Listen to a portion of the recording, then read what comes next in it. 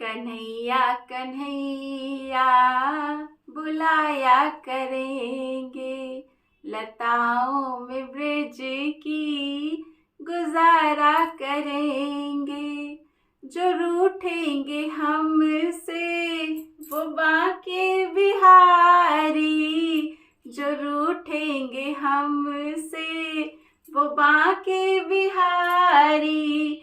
उनके चरण चित लगाया करेंगे, कन्हैया कन्हैया पुकारा करेंगे। लताओं में ब्रज की गुजारा करेंगे। जय जय श्री राधे। बहुत बहुत स्वागत है आप सभी का राधा सहचरी चैनल पर। ऐसा कोई भक्त नहीं है जिसकी ये ख्वाहिश ना हो कि एक तो वृंदावन वास करेंगे, दूसरा राधे राधे गाएंगे, कन्हैया कन्हैया गाएंगे, लताओं पताओं से गले लगकर खूब रोएंगे और उनसे अपनी दास्तां कहेंगे और उनसे उनकी कृपा मांगेंगे कि हमें बांके बिहारी के साक्षात दर्शन हो जाए। साक्षात दर्शन प्रभु के करना तो सब कोई चाहता है, लेकिन सबके अंदर वो चाह नहीं होती जिस चाह से ये प्रकट हो जाते हैं। और कई बार भगवान अहेतुकी कृपा भी करते हैं। तो आज हम एक भगवान की, अपने बांके बिहारी की एक बड़ी ही प्यारी सी लीला सुनेंगे, जो कितनी अहेतुकी है कि जिसने सोचा नहीं, जिसको पता नहीं, उसके ऊपर भी ठाकुर ने इतनी प्यारी लीला कर दी, इतनी कृपा कर दी अपनी। तो ये सच्ची घटना है हमारे प्यारे बांके बिहारी की। एक समय की बात है, भगवान को जब शयन कराते थे तो एक गोसाई जी थे, वो रोज रात को उनके पास 4 लड्डू रखते थे, इस भाव से कि प्रभु को अगर रात में नींद खुली और भूख लगी तो ऐसे ही ना रहना पड़े, तो अगर भूख लगेगी रात में तो वो ये 4 लड्डू खा लिया करेंगे। ये उनका डेली का नियम था। वे डेली फ्रेश लड्डू लेकर आते और उसको शयन के बाद भगवान के पास रखते थे। ऐसा चलता ही रहा। एक दिन क्या हुआ कि गोसाई जी लड्डू रखना भूल गए, और गोसाई जी भूल गए, लेकिन हमारे बांके बिहारी, उनको तो लड्डू खाने की लग गई, क्योंकि आदत हो गई थी, रोज लड्डू मिलते थे उन्हें। तो जब देखा कि आज तो गोसाई जी ने लड्डू रखे ही नहीं हैं, सोचा चलो ऐसे ही सो जाता हूँ, तो उनको नींद भी नहीं आई। लड्डू सपने में आ रहे थे उनके, लड्डू ही लड्डू घूम रहे थे, लड्डू खाने थे उन्हें। तो उन्होंने सोचा चलो खुद ही ले आता हूँ जहाँ से गोसाई जी लेकर आते हैं। तो बांके बिहारी ने क्या किया, एक छोटे से बालक का रूप धारण किया। बड़ा सुंदर सा बालक, सलोना सा, प्यारा सा, कुछ 7-8 वर्ष का रहा होगा। तो ये उस वेश को बनाकर वहीं पहुंचे जहां से इनके लिए रोज वो 4 लड्डू आया करते थे। तो वहां गए। जो दुकानदार था वो दुकान बस बढ़ा ही रहा था, लेकिन अभी बंद नहीं हुई थी दुकान। तो वहां जाकर बोले कि मुझे लड्डू दे दो। तो उन्होंने कहा लड्डू दे दो, यहाँ क्या फ्री बट रहे हैं, लड्डू दे दो, कुछ देना पड़ेगा तभी लड्डू मिलेंगे। तो इन्होंने कहा कि मेरे पास तो देने के लिए कुछ भी नहीं है, आप मुझे लड्डू दे दो। तो उन्होंने कहा नहीं, ऐसे लड्डू नहीं देता मैं किसी को, ऐसे तो यहाँ पे कितने लोग आते हैं लड्डू मांगने के लिए, मैं लड्डू ऐसे ही बांटता रहूँगा तो मेरा तो हो गया काम, कुछ पैसे दो, लड्डू ले लो।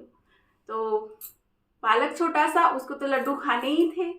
तो उन्होंने कहा अच्छा ऐसा करो, मेरे पास ना ये कंगन है, सोने का कंगन है, आप ना इसे रख लो।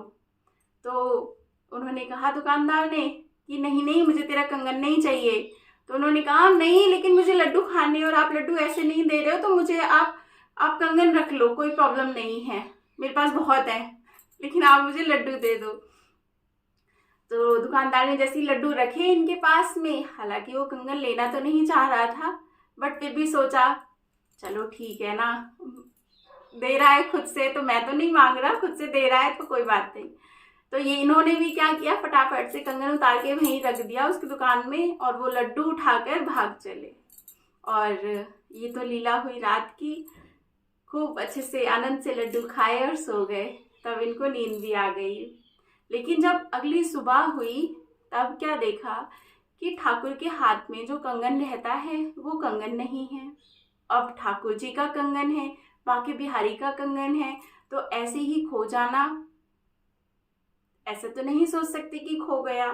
तो सभी को पता चल गया, सारे गोसाई जी और जितने भी मंदिर का परिकर था, तो सब ढूंढने लगे कि वो कंगन कहाँ गया, वो कंगन कहाँ गया। बात उड़ती उड़ती उड़ती उड़ती उस दुकान तक भी पहुंची। उस दुकानदार ने सुना जब कि कंगन बांके बिहारी का, एक शाम को उनका दिमाग ठनका कि एक बालक तो आया था यहाँ पर मेरी दुकान पे जो कंगन दे गया, पर उसे कंफर्म नहीं था कि ये बांके बिहारी का ही कंगन हो सकता है। पर फिर भी उसने सोचा चलो मैं दुकान में जाता हूँ मंदिर और दिखा के आता हूँ। तो वो कंगन दुकानदार ले गया और वहाँ जाके गोसाई जी को दिखाया, क्या ये है वो कंगन?